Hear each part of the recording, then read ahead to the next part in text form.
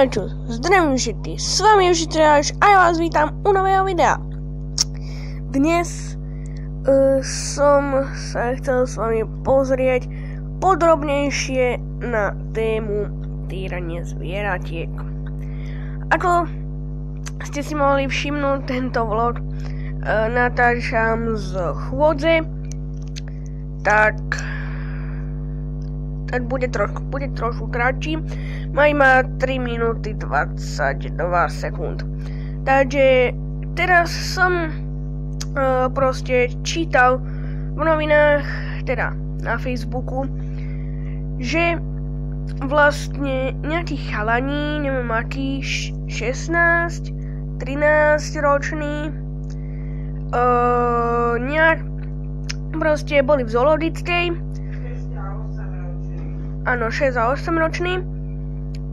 Sorry, to je dosť veľký rozdiel. Takže 6 a 8 ročný sa proste nejako dostali do pavilónu, ale priamo do toho pavilónu, akože ku zvieratám v zoologickej záhrade. A vybrali si za obeť plameniakov.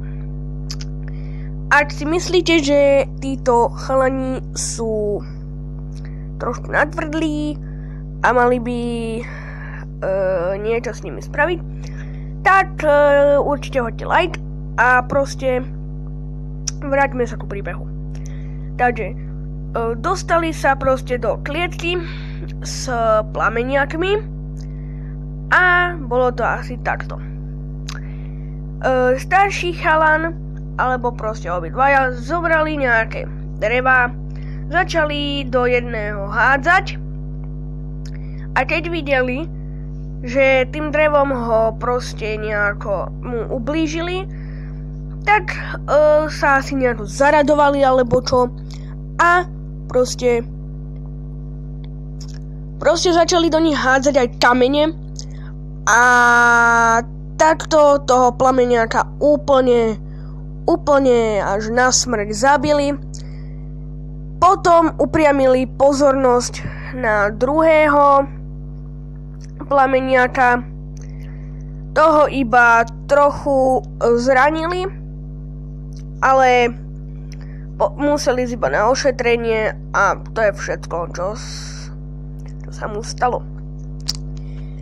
A ja si myslím, že toto by sa nemalo diať, pretože sú na vine tí dvaja chlapci, ale aj zoologická.